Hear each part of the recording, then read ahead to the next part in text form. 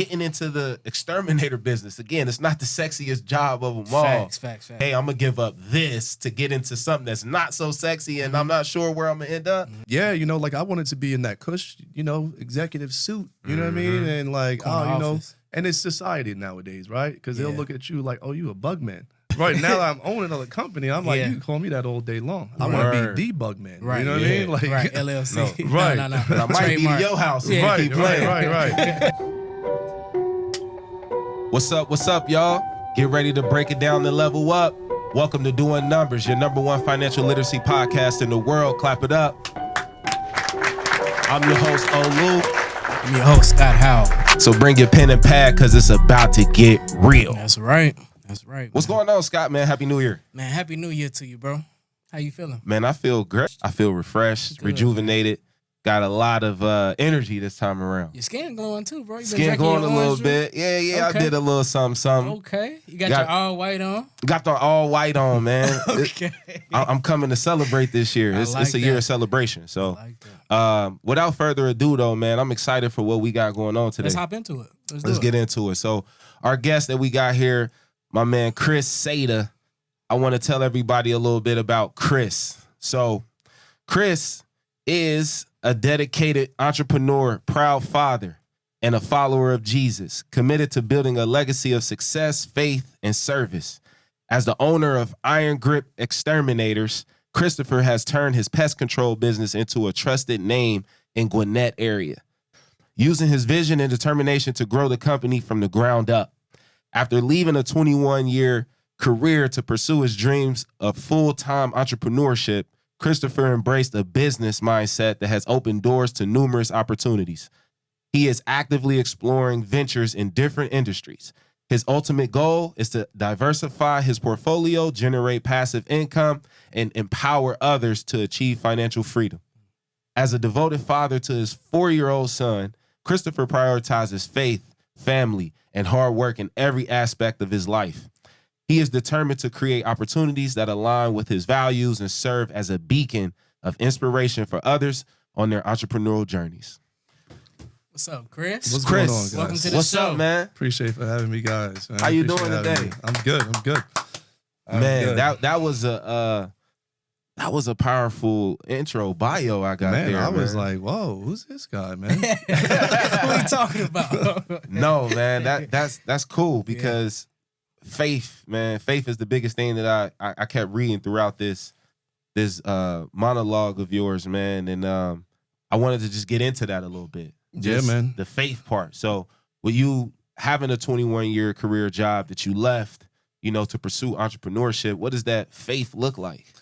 Man, I tell you, man, first, I'm blessed and unstoppable right now. You know what I mean? Starting off that new year like that. Yeah. But, man, without faith, man, I don't think I would be here, man. You know what I mean? To be honest with you.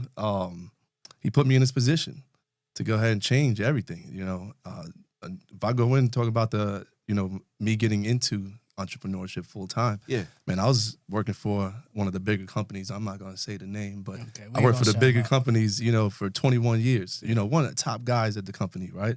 Yep. And a lot of times, you're doing so much, and in this industry, you kind of self-made, right? Like you just go out there and then you just doing numbers, right? Like you know what I mean? Just doing the numbers, just doing the numbers. So it's almost like you clockwork, somebody like me doesn't even need to be watched, right? Mm-hmm. So after a long time being there, I just try to move on up in the company, and got licensing and everything else, and they actually wanted to give me a pay cut to move up, right? And I was like, whoa, I'm not doing that. That's not gonna happen. That's what we signed up for. So there was a lot of things that we had differences about. So there was this one time, man. And this is what changed everything in my head.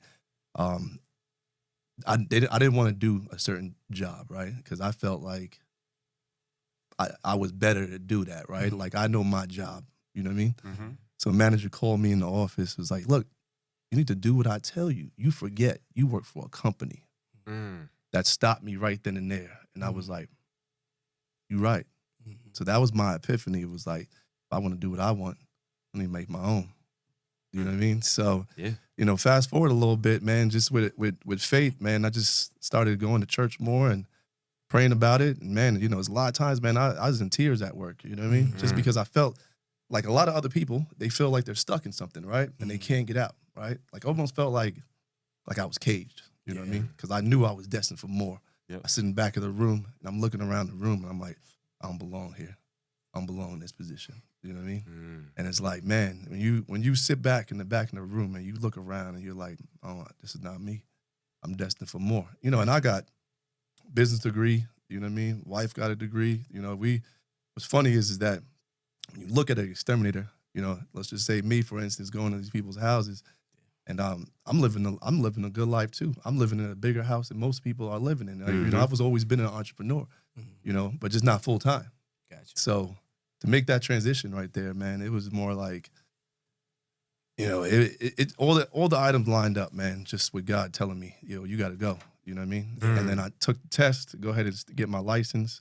I barely passed it, but that don't even matter, right? Right. God put it in my hands. A win is a win. You know what I mean? And like, passed the test, and I walked into. So I was starting. You know, I walked into the office. You know, I was taking some time off, and I was getting my business together. And they called me in, and I told my wife, I said, once I put this license in the system, they might find out, right? So I already was preparing. You know what I mean? Like myself for this situation. Yep. You know. And that day they called me in the office. I told my wife, hey, it's the day. The day is gonna happen, right? I'm cool, calm, you know, pray to God, you know, just give me something right now. Cause I'm about to walk in this office with the corporate people and everything, right? And I was like, just let me not lash out, you know, because all my whole mind, I was always like, yeah, when I leave this place, I'm a grab on his desk. You know what I mean? Right. So like I'm God-fearing now. So it's like, you know what? I want to love everybody, right? Even when the enemy's against me. So, you know, they put me down, felt like I was like let's say a roach, right? On the floor, just ready to squash me because it's the big man against the little man. And then I think that day, man, I sat up and I was like, I just want to thank you guys. Put my hand out to them. I said, because if you didn't push me away, I wouldn't be here right now. Ooh. You know what I mean? So I had, you know, walked out with my head up high, you know what I mean? And just walked away and felt good. You know what I mean? Felt good to like, man, I don't have no stress. I have nothing. You know No what I worries. mean? Like no worries. Mind you, I'm starting from zero. I got nothing, right? You know what I mean? But it's something that like I want to share with you guys and everybody else is that, you know, my wife was believing in me before I believed in myself. You know what I mean? It's like, oh, you need to quit your job. Stop working there, because she saw the stress that I was having, you know what I mean, working for those people. And then what I got to say is that, man, when you work on yourself and you work on your inner self all the time, man, you know, you start to build that believing mentality, right? So what I realized, even after I left, is that if you have other people believing in you more than you believe in yourself, there's a problem. Like, there's a problem. It is. Right? So I started to go ahead and believe in myself that if I was the hardest worker that I can be, don't matter what I do, right? Because I'm going to just take this into the field. I'm going to take this into the world. Right. Ah, man, dude. It's a game changer for you. I see the world like a matrix right now, man. Like everything changes. Right. Everything. You see the algorithm. Ah, man. Don't you? You know what I mean? And, you know, it's scary. But, yeah, man. That's and just like I said, man, without God, you need to be able to rely on something, right? And he'll bring you through. But when you put that faith in him, man, like you'll see that the world opens up to you, man. Nah, So, I believe it. I applaud you for putting your faith first, especially when it comes to business. A lot of people shy away from religion or spirit or religion-based workings and stuff like that. Yeah. So I applaud you for that first and foremost. Yeah. But did you face any challenges taking God with you into the workplace, starting with entrepreneurship? Well, yeah, man. You know, the main challenge is that, you know, back from my childhood, man, I was never a God-fearing person. I was a person going against God, right? Gotcha. Yeah. So, you know, there was things in my life that I had to go ahead and start realizing was like, yo, like I can't do this alone. You know what I mean? Sometimes you feel alone and you're like, yo, like the burden of life is just on you. You know what I mean? So like as I lean into God more, man, it's just like he's by my side. Ain't nothing gonna stop me. Yeah. You know what I mean? So it's like, and that's why I say I'm blessed and unstoppable. Like put it in my path. It's nothing gonna stop me. Like I'm just going. So when you so I do want to get back on the faith part, man, because I feel like that along with changing your mindset is everything when it comes to developing into an entrepreneur. 100%. So with the faith, man, at that time of you getting ready to transition into a new phase of your life, leaving that, that steady income job that you knew was going to have the benefits for you. You got your IRA set up, everything. Because in my mind, that's a prototypical situation that most would want to be in, working for a top, Fortune 500 company. Yeah. I'm sure it came with a lot of benefits. A lot of people would have just settled for that. So at that moment that you were transitioning, what really gave you that, okay, I'm really ending this and I'm getting ready to do this on That's this a new good journey? question, because you know what it is? I'm a new father. I'm 45 years old. My son is 4 years old, right? So I never realized, man, that still he started getting a little, older, as he starts growing, man, that, man, they see everything that you do. They see your pain. You know what I mean? You can't hide that stuff, right? Yeah. So at the end of the day, like, I was going to work being in pain, right? And I never wanted him to go ahead and be stuck at something. So I realized, as a new father being older, is that if I wanted my son to follow my lead, I need to become the person that I want him to become. You know what I mean? So I was like, I ain't doing this for me. Like, I gotta go. So you had your son at this time. You were getting ready to. Yeah. Well, like, it's been a year. So yeah, I had my son, and it's, and I just, it's funny though, like, man, fast forward today a little bit, when I got my first truck, my son is only 3 at the time. He looks in the garage and he says, "Daddy's an entrepreneur." Wow. At 3 years old, I have never taught him that word. So that was like my, I'm doing it. Yeah. Like, he's seeing what it is, So, with the faith and everything else, man, like, I need to have a purpose, right? And everything that I do is intentional, with the purpose. And that purpose is my son and my wife, right? Like, because we got to build strong men in this world, right? And then we always try to tell, or even in my childhood, is like, I'll tell you to do something, right? But they ain't doing it. Yeah. You can't tell somebody to do something if you're not doing it. You can't walk through that fire. Have you ever walked through that fire? Nah, I ain't walked. It's too hot. Do you know what I mean? Like, ain't no way. If I'm walking through that fire, look, I already walked through it and I came out good, right? So go ahead. I know it's going to be hard. Go ahead and walk through it. So I'm a big believer of just leading by example, right? And that's where the faith comes in too. I'm going to church more, bringing my son, built in, just bringing him a lot more. Man, my son over here, he's praying at night. And that's crazy to me, because I never grew up like that, right? And he's like, "Daddy, I'm going to pray." I was like, whoa. Said, take a seat back. You going to pray? You know what I mean? He's 4 years old. Yeah. Tell me, close your eyes, Daddy. Lead deacon. I'm going to pray. You know what I mean? And it's just, like, having just being grateful, you know what I mean? Like, we always looking at what we need, right? But we're not looking and look what we already have. Gotcha. So, you know what I mean? And I'm teaching my son that. So that's beautiful, man. And that's inspiring too for myself, because I got 2 littles and I got a bonus son, and that's some of the things that I want to help instill in him. You know what I mean? It's just having that determination and that fire, because I can catch himself. And it's funny, because I was just having this conversation with my lady yesterday, just how he likes to play video games a lot. So I'm like, yo, if I knew how much I could have done, even if it's just small little steps, because again, I'm 8 years old. I'm not expecting you to be this like renowned philosopher or anything like that, but taking those baby steps into what you may want to do in life down the line, if I had that, could take that time back, and that 5 hours I was spending on PlayStation and stuff to do something more devoted, man, I'm telling you, it'd be a different ball game. And that's what I'm trying to teach him, is like, yo, we got to really scale back on that screen time a little bit. And focus on the building blocks. Focus on the building blocks. Yeah. And focus on the building blocks. And you sound like a harsh parent, to a lot of people, like, why aren't you letting your kids, play games and do all of this stuff and be a kid? Oh, yeah. Be a kid. Right. But it's like, yo, I still want them to be a kid, but at the same time, life is hard out here when they get outside of these walls. And they're not going to be a kid forever. They're not going to be a kid forever. Oh, yeah. So, I'm working on instilling that in him right now. Yeah. And it's a battle, you know what I mean? Because, again, our voice is so small. Speaking as a parent, like, our voices are small, really, when it comes down to our kids and when they go outside. There's so much noise outside. So that's why it's so important that you be so intentional with your child when they're inside of your home. Yeah. You know what I'm saying? Yeah. And I like how he implemented his actions in that. It's not all about coaching. Sometimes it's just about leading. Yeah. Because in regards to your son, you're the first point of contact as far as an example goes.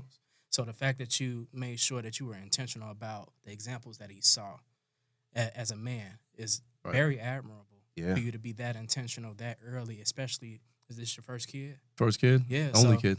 Yeah, that being your first step into parentage, I think that's amazing, man. Yeah. So what are you doing as far as your development in teaching your son about financial literacy? Funny you say that. As for financial, so I one thing is that I'm always instilling different words right in him. So my son at 2, I asked him, I said, I already told him what ROI is. I'll go out and question him. What's ROI? Return on investment. Son's 2 years old at that time, right? So hard. Now I'm more into implementing leadership. Like, are you a leader or a follower, right? And then to let him know what a leader is, right? Yeah. And it's funny man, people always think that at this age they can't comprehend this stuff. Oh, he can comprehend what a leader or a follower is, right? And I think that we need to keep on building these things in them, right? These little words that they'll understand it later on, right? Because I had to learn this at an older age. You know what I mean? Like, most people don't even know what ROI is, to this day, So for my son to know that, that's big. And then every time we handed him money, he got a couple little piggy banks that we use it right there for him. And I said, what are you going to do with that money? I'm going to invest. So he throws it in his piggy bank. Number one thing, every day, every time he give money. Grandma give him money, grandpa give him money. What you going to do? I'm going to invest. I'm like, So like that's the main thing that I'm trying to teach him at an early age to be like, hey, this is what we do. And it's not a fearful thing to do. Right. You know what I mean? Because investing, it sounds fearful to a lot. So breaking down that barrier of them feeling like I can't do it. This is too much of a risk, and understanding that, there's good risk out there. And investing is one of them. You know what I mean? Granted, you might have those lessons along the way, but in the grand scheme of things, you coming out on top. Even if it's not a monetary thing, knowledge-based is always a great wealth, to have. So that's cool that you're doing that with your son, because I've done little things like, teach him about debt, what happens with interest. If you got debt, what does interest look like? So we break down little definitions and stuff like that. And he's becoming a lot more savvy with what that means. We just recently got him a debit card. Oh, wow. So, we're going to allow him to understand what it feels to lose money when you go out here and spend it frivolously. Okay. You know what I mean? And then also what it takes to build that up. You know what I mean? That's dope, bro. Yeah. Nephew I out didn't here get to tell spending you that. money. It's cool. It's cool. You saved it for the guests. I like that. Hey, Chris, you say you got a story to tell us and the listeners, man. What's going on? Man, it's just my main thing is also, man, is just consistency, right? Yeah. You know what I mean? So another thing that helped me, and, just for the listeners, man, is just that one thing that helped me go ahead and really get to this level, man, is just, I've been working out for, like we was talking about, Scott, for like 20-something years. But I never realized, man, is that I've been working only on the outer shell, right? I never was working here. You know what I mean? So now that I see the power of working on your mind, so before I quit that job, or I'll say got fired. Well, real quick, my bad, Chris. I don't mean to stop you because you get ready to say something powerful. Just give me a little bit about the outer shell. What exactly is the outer shell?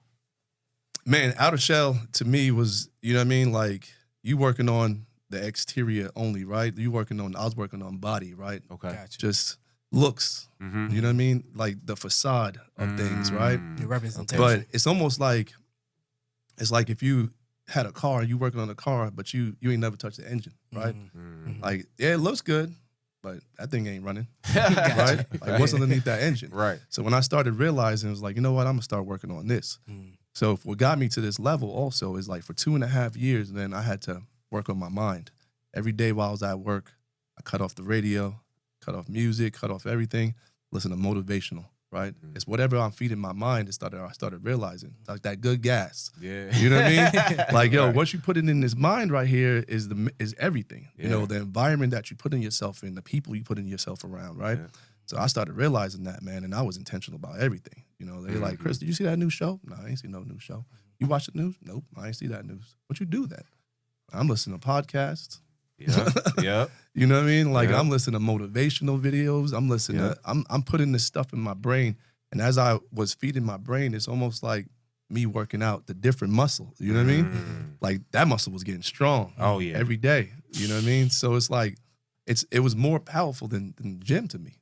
It was way more powerful than the gym. Facts. You know what I mean? Because then that's going to be affecting, you know, my emotions. It's going to be affecting like my finances. The gym just look good. Right. Yeah. You know what I mean? The Like physical, I feel good. in right? the physical you know? form of it. Right. So what were give us some of the activities or some of the best practices that you started to adopt when it came to what we call tilling your mind. Back when we had Ani on, that was one of the biggest things that we talked about, is just kind of like treating your mind like a garden. And when you got to, you know, replant and reproduce that crop, you got to go in there and till that soil, remove those rocks, remove all that old debris and things that was there before. So give us some of your activities, some of the things you were doing to, you know, redevelop that garden of yours. Well, number one, man, is reflection, right? We don't a lot of reflect on our past, right? On like why we are a certain way, right? Because if we don't tackle those problems first, you kind of running in circles a little bit. Yeah. So, you know, like, hey, why do I do this, right? Was it something in my childhood? And I'm starting to realize is that, let's say your parents was always telling you to save, right? So then you on the fence, no risk, I'm gonna just save. So you realize that's like reflection is a big thing, right? And then not blaming others for your situation. You know what I mean? Because that was me, you know, at that job. Man, these people do this. These people are doing that, right? Man, they don't see the value of me. But, you know, what you're not changing, you choosing. You know what I mean? I just heard that. Say that again. What you're not changing, you choosing. That was hard, bro. Right? So I had to realize that, though. Like, you know what I mean? Like, I was like, yo, they ain't holding me here. You know what I mean? And like, it's all mindset on that right there. Yeah. To feel that it's like everybody else's fault. Like, oh, it's my parents' fault. They never taught me. Oh, it's my spouse's fault. He talks down to me. You know what I mean? But we never looking at us. We ain't looking at, no, it's your fault. Right? Because you the one that's staying in that situation. Exactly. You're the one that's choosing that situation. Nobody's forcing you, right? We don't live in that world anymore. They forcing you. You're in the world of information now. Right. Yeah. So like, man, once you start realizing that everything in your life is based on it's based on you, right? It's based on what you do or not, or you're doing or not doing. And you realize it's like, oh, I know why I'm not on that level, because I ain't stepping it up. I know why I'm still in this situation, because I ain't changing it, right? And the worst thing people, you know, want to do, and to be honest, is look themselves in the mirror, man. It's tough. Looking yourself in the mirror, man, it's a great exercise. It is. You know what I'm saying? Whether you do it in the morning, you do it at night, you should consistently, you know, actually be intentional with looking yourself in the mirror and asking yourself certain things. Because, you know, it's, like I said, it's a great exercise.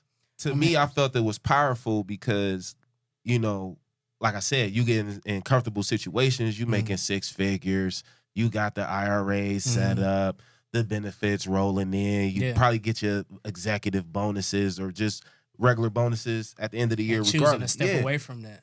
And choosing to step away from it, I felt like it's huge, man. Then getting into the exterminator business, again, it's not the sexiest job of them all. Facts. So to just say, hey, I'm going to give up this to get into something that's not so sexy and I'm not sure where I'm going to end up, that was powerful to me. Did you have any hesitation with going into the extermination Man, business? you know, and we talked about earlier, like, you know, it's exterminating business is, like you said, it's dirty money, right? Man, the things I be walking into, I'd be like, is this my job? You know what I mean? Do I own this right here? But you know, like I wanted to be in that cush, you know, executive suit, you know what I mean? And like, you know, and it's society nowadays, right? Because they'll look at you like, oh, you a bug man, right? You know, not the bug man, right? You know, and that's what I be trying to hit the self-esteem a little bit. Right now, I'm owning a company. I'm like, you can call me that all day long. I want to be the bug man. Right? You know what I mean? Like, LLC. No. Right. No. I might be to your house. Right. But yeah, you know, I was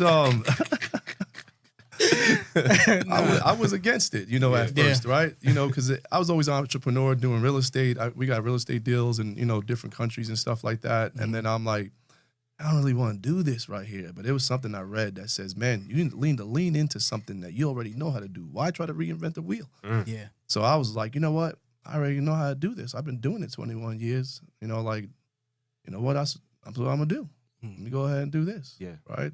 And you sat back. So what it sounds like is like you sat back as well. Like, although you were in a situation of, man, I need to get out of this, you were still a student in that moment too, because it sounds like you took a lot away from that company that you were with and implemented it based off of how you would do certain things. Right. Okay. So, I mean, you know, after 21 years, I know how to, I was pretty much that customer service guy, right? Like, these customers love me. You were front facing. Yeah, front facing them. You know what I mean? I was out in the field doing about 500 stops per month, right? And most guys are only doing 150 to 200. So I was doubling. Tripling, doubling, tripling everybody's stuff. You know what I mean? Everybody's work. So I just took that work ethic and went out in the field, right? And, you know, obviously I know how to, I can talk to people, right? They would send me out there for customers that were ready to cancel, right? Customers that didn't want this, or, hey, a problem account, send Chris out there, he'll deal with it, right? So I already know how to know how to do that kind of stuff. Yeah. So just, you know, taking that implementation and just being in my own and giving that extra customer service, right? And then as I get my employees, you know, just treat them with respect, you know what I mean? Make them feel like they're a part of something is my main thing. Yeah. So a lot of the flaws that a lot of the bigger companies might be doing, I look at it as like, I'm going to grab that and see where they're you know, where they're falling short, right? And it's customer service a lot of times, right? I don't want to treat another customer as like a number. I'm going into their home. You know, I want to treat them with respect and let them feel that they're getting the most out of their service. And that was, and that sounds similar to what you were bringing up, Scott, about hospitality. Yeah, because what you did was set yourself apart from the competition with valuing not only the customers but the people that work for you too. You took your experiences from the Fortune 500 company and them not valuing you as an employee, and you gave your employees purpose. So I applaud you for that, man. Yeah, that's dope, man. And so, being in the exterminator business, just kind of give us some, just like a little earshot of what the day-to-day looks like. Like, how would someone who's interested in entrepreneurship go down that path? Man, it's some days it's rough, you know what I mean? You know, like the things you got to deal with, especially with customer base, man. If they got, now we're in the season of winter and people got rats and mice coming inside the house and squirrels. And they'll be like, Chris, you gotta go up there and go get it. Yeah. You know? So I gotta be like, hey, it don't work that way. Yeah. Like we don't grab it by the hand and you know what I mean? It's a process. But no, it's a dirty business, right? But once you get the, you know, the ins and outs of how these bugs and rodents work, you know what I mean? It's just, you know, kind of a science a little bit, right? Just like, hey, they like to be over here, I'm gonna do this, you know? But yeah, people that try to get into the business, man, it's just, man, fear stops everybody, right? Yeah. So what I've learned also, man, is that even my business, any other business, is not to be fearful. You know what I mean? You got to go against fear, and fear is always going to like put a pause on things, right? When somebody tells me, hey, there's some big animal up in the ceiling, I got to stick my head up in there. Right? First. So I'm not gonna sit here and tell you guys I'm not scared about putting my head up there. Oh, I'm scared. I'm about to put my head up there. You know what I mean? Like, right? But at the end of the day, I understand that I don't let fear stop me. Gotcha. Right? And then every time on the other side of fear, you was like, man, it ain't that bad. Every time you take that step, like, it ain't that bad. So tell us, what does a successful quarter look like in the exterminator business? What time of year are we getting the best? You know, are we getting business, you know, at an all-time high? Man, you know, in the spring and the summer, man, it gets crazy out there. Okay. You know, we doing numbers, so let's talk numbers. Yeah, let's talk numbers. Let me tell you why I got into this business, right? Talk to us. Before I go into that, man, another thing that I did also to build my confidence was I used YouTube, right? Okay. So I got on YouTube, right? Get on YouTube, and I see this one guy over here in Texas or Arizona doing $24 million a year. Sheesh. You know, he started it about 6-7 years ago. So what I did is I got on Instagram. I hit him up. Like, hey. Got to. Oh, yeah. You know, like, hey, I'm a new entrepreneur. If you can give me any advice. So this guy, he actually got on a Zoom call with me. Wow. $24 million a year business, you know, in pest control. And I'm like, Look at that. You know, got on a Zoom call and, he gave me some good advice. Just, go out there and do it, Chris. Just don't be afraid, Real quick, Chris, man. Y'all stop being scared. Stop being scared and fearful to just jump off the porch. That's basically what my man Chris did, man. He jumped off the porch. He went on YouTube. He saw somebody that was making money and doing what he wanted to do, and it gave him a direction. He reached out to the person directly, set up a time, was intentional with the conversation, and now look at him. Guys, man, we really got to stop being fearful of the things that we really want to accomplish and do. And if you don't take anything away from anything my man Chris is telling y'all today, please just take that away. Will Smith said the best things in life are right on the other side of fear. Everything that you want to do in life is right on the other side of what you don't want to do. Yeah. Easy, man. So, yeah, I mean, Chris. so the main thing is that for all you guys out there is that if whatever you're trying to do, you need to find that person that's already doing it and doing it well, right? It don't matter. You can find them on Instagram, YouTube, just somebody, a neighbor. It don't even matter, but just talk to them. It'd be funny how they'll guide you, man. Yeah. It was another friend of mine that it was my neighbor from 10 years ago. He started his business 10 years ago, from scratch. He worked for another company, right? And I went to him. I said, hey, I'm gonna go ahead and do this business. He's like, yeah. A whole bunch of other people said the same thing. I said, I'll be back in 2 months with my licenses. So I got the licenses, and I said, hey, I got the license. He's like, what? Ain't no way you got those licenses in 2 months. So I got all 3 of them. Now, what we gonna do? Like, well, you serious? Let's sit down, right? You got 4 employees. They probably running, man. Give average, man. Let's say $1 million a year that he running that business, or 4 employees. And he's like, man, I don't even go out there no more. I sit right here on the computer. Like, wait, so you sit on the computer, make $1 million of revenue in a year, sitting on the computer? Huh? That was my epiphany right there. Yeah. I was like, oh, I could do this. And what he told me, he was like, Chris, this is out of his mouth. He says, you're going to do 10 times better than I did. And I was like, all right, another person believing more in me than I believe myself. Yeah. I was like, I'll quit today. Yeah. You know what I mean? Right? Yeah, so it was like when somebody that's in that, when somebody's already in that business, right? And can tell you like, yo, you can do this too. Like we'll help you. We'll lift you up. So, for the people out there, man, just find somebody that's in that business that you want to do. It don't matter if you don't know them. You find somebody else that knows them. And you get in contact with them and then ask them questions. That network, man, you got to network, man. Networking is powerful. Yeah. And this is how I'm about to get into other, business ventures by networking. Exactly. Because once you do one business, man, like that fear. And what I've learned from other entrepreneurs, man, they fearless. They like, man, looking into buying businesses. A buddy of mine told me, I was like, look, I looked into this business. It was $200,000. He told me it was like $200,000. I'm not $2 million. So I was like, whoa. Right. Like, you like that. Whoa, like you mean to tell me, like, you know what I mean? Right. I was like, you mean to tell me I ain't thinking big enough? I told you was thinking too small. Yeah, right? So like what I'm starting to see around being around other entrepreneurs is, man, they fearless. They fearless. Yeah, man. So it's like, yo, if you want to be successful, man, you got to become fearless. That's it. If you plan on making $1 million, you got to be cool with losing 100,000. And that's just how it is. But that's the fearless part of it. You know what I mean? We be so eager, or not even eager, but we be like, man, I just lost. Yeah, you know what I'm saying? Oh, I just lost $300. It's like $300 compared to 100,000 millions that people lose on the daily. Yeah.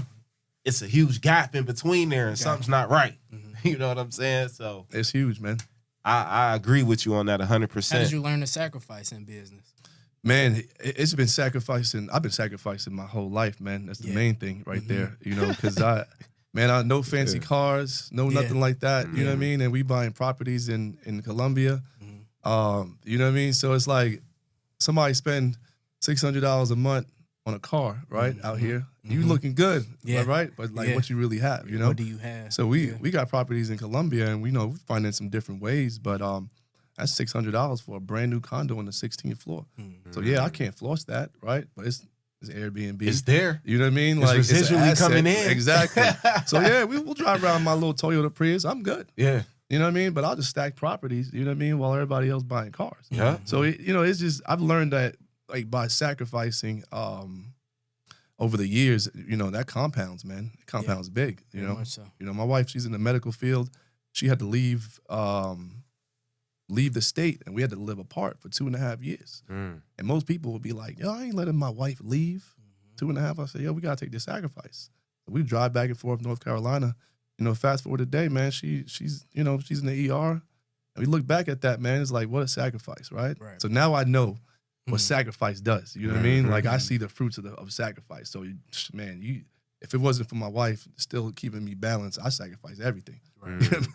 The wife be like, nah, not everything. Chill out. You know what I mean? Like, yo, scale it back. Yeah. I'm like, yo, if I can sacrifice this next thing, you know what I mean? What can I really get? Yeah. But, you know, like we talking about when finances, man, it's about building that wealth for the next generation. You know what I mean? You know, and just let them understand and learn how to manage that money. Not just, you know, blow it on what society feels is the right thing to do. You know what I mean? And that is why I'm glad to be here today, man. Because at the end of the day, like, if we can educate people, hey, that's streamline that the process gift towards the goal. Yeah. So, did you get your question answered about what a good quarter looks like? Yeah. Yeah. I got a pretty good sense of what that looks like. I do got a couple other questions. Cool. As far as how is it? It's like, are you in the season of bringing in stewardship? Like, are you looking to bring in students that want to learn, you know, how to become, you know, an exterminator or just get in the business of it at all? Have you thought about any classes? Yeah, so I'm actually want to get into like helping other people actually get out of their 9 to 5, right? Okay. You know what I mean? Whether it's in exterminating or whether it's in any other kind of business, like we talked about, man, just letting, you know, it's just little steps to go ahead and get them out of the process of their own head, you know what I mean? And into entrepreneurship. Because entrepreneurship it's a good thing, right? But it has its challenges at the same time. I wouldn't change it for the world, I tell you that. You know, so I really like to be able to help other people, you know, bring that light out of them, because we all got it in us, right? It's, you know, down deep. Some people is a little further down. But, you know, it's just bringing that up and just, you know, helping them change their mindset, you know, about business. So, yeah. True. Definitely looking into helping some more people. Okay. And then you also touched on your international plays, man. You out in Colombia. Yeah, my wife's Colombian, man. Okay. Yeah. So tell us a little bit just how you got into that. I'll tell you, man. So I was in real estate here. So me and my wife, we had a couple properties here. We would flip them and then, you know, just hold and flip. And then the market started getting a little saturated, right? Interest rates going high. Prices is ridiculous. You know what I mean? So I was like, man, I need to pivot. What am I going to do here, right? Yeah. So, you know, me, the entrepreneur mindset, I was just like, well, the world is our oyster, right? Like, why we confine ourselves to this little bubble of our neighborhood, right? And I looked at it, was like, yo, let me look at Colombia, see what they got going on over there. And Medellin is a building city, which is like a New York. And I'm from New York, right? All that land out there. Yeah. I'm from New York. So it's like, when I went out there, I was like, whoa, this opportunity right here, right? So, yeah, you know, it's getting expensive now, but, you know, you can build anywhere, right? Yeah. So, you know, we invested over there, and with over there, you can't even take out a loan, right, unless you're a citizen. My wife's citizen, but interest rate 12%, 14%. They complaining over here. Yeah. They gouging over there, right? So you got to come in with cash, right? That's another fearful thing, is when you send money, and we had to send quite a bit of money, it kind of disappears for about 2-3 days, right? It just be in the cloud. You know what I'm saying? So I'm sweating bullets, right? You know what I mean? Like, yo, I sent over $100,000. Like, where this money at? Like, when is it gonna drop? You know what I mean? Like, you throw it in the air and it's like, where is it gonna drop? Right. You know? So that's, you know, it's like we talk about, man. It's like not letting fear stop you. Yeah. Because at the end of the day, I'm investing in a whole nother country. They could technically throw my money over there, and that money could be gone like this, right? You know what I mean? And then what am I gonna do? Tell somebody they stole my money? Right. You know what I mean? Right. So I just didn't let fear stop me on that right there, and just leaned in. And next thing you know, man, we got it up and running, and man, it's booked out. You know what I mean? Like, yo, nice. Airbnb's already booked out. Yeah. We don't even go go there. Talk about that. Like, how do you schedule bookings for properties and real estate? Like, how do you fill out your calendar to make sure you got an influx in business keeping? So you got to do a lot of market research, right? Gotcha. See what's like with other people. Start looking at yours and seeing what other people are charging. You know, go right below that. Look at the seasons. So changing the prices based on the seasons, you know, you got Christmas and New Year's, you know, or different holidays that they might be having over there. Sure. So you'll, you know, influx the prices a little bit more. But right underneath that low point right there, just, you know, not It's be a greedy. sweet spot. You know what I mean? So I'm not trying to break the bank. I'm trying to get my thing booked all year. You know what I mean? Right. So just kind of keep that price down low on that part right there. You know what I mean? To where it's like you're gonna keep those bookings. Gotcha. And then customer service, right? Yep. We got a manager over there. Make sure we, you know, give them the utmost customer service as Airbnb, whatever they need. You know, and then after that, they give you 5-star reviews and you superhost, and now you building. Got know? you. So are you managing those properties virtually, or do you have like a property management team over there for you guys? How's that? Yeah, actually, a friend of mine, him and his family moved out there, so I gave the job to him. Okay. You know what I mean, just to go ahead and manage it.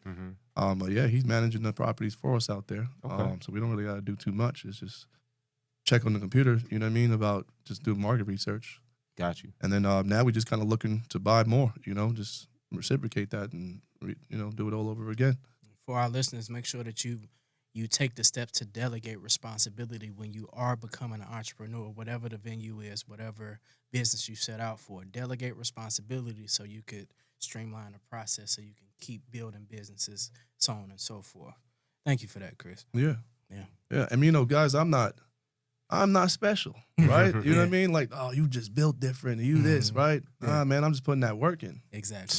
I'm just putting that work, man. That's you know, it. I don't spend a lot of time on TV. This is what we do with our time, right? You know what I mean? Like my TV is finding that next business, finding how to, you know, build my business up bigger, you know, looking at buying other businesses.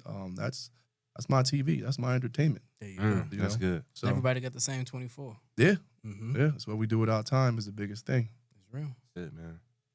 So before we wrap up, man, I definitely want to give you the opportunity to just tell people where they can find you, how they can get in contact with you, whether it's through, you know, your social handles, directly, email. Just share that information with our good people here at Doing Numbers. So exterminating company, irongripexterminators.com. You can message us from right there, 470-455-2554. Give us a call. We handle all areas, Gwinnett, all the way down to the airport. Take care of those bugs. You know, whatever you guys need, we got it. And where can our people find you on your social media? So Iron Grip Exterminators _bugs, and then Chris Seda _Seda. We appreciate you sharing Awesome, today, man. man. Thank you for coming through, Chris, man. It's been a pleasure, brother. You definitely shed a lot of good information, some gems for our people to really be able to digest, man. So Appreciate it, guys. No, I appreciate you having me. It was a guys. pleasure meeting you too, brother. Nah, man, You I gave me a lot of appreciate you guys. motivation to get back in that gym. Y'all gonna see me shred on this. Let's go. Hit Let's me? go. Gonna be like 50 Cent in that movie when he had that. When they gave him that terminal illness. 50 crazy for that one, man. Oh, It ain't getting where he thought he was going. No, I don't think so. I don't think so. I think he missed his mark. Make sure y'all like, subscribe, comment on Doing Numbers. We have a nominal goal of 500 subscribers by February. We need to make that mark, people. Make sure y'all tap that button. If y'all have any comments for Chris, myself, or Olu, make sure y'all give y'all feedback. Make sure y'all give y'all critiques, whether it's good, bad, or indifferent. We love to hear from y'all. We do, man. We appreciate y'all every day for, you know, taking the time to tune in to us, because you could be anywhere else listening to any other thing in the world, man, but you chose to be here with Doing Numbers. So for that, make sure you like, subscribe, share. Catch us on YouTube every Monday, 7 p.m. Eastern Standard Time. IG, Doing Numbers. TikTok, Doing Numbers Podcast. Peace out, y'all. Oh, man.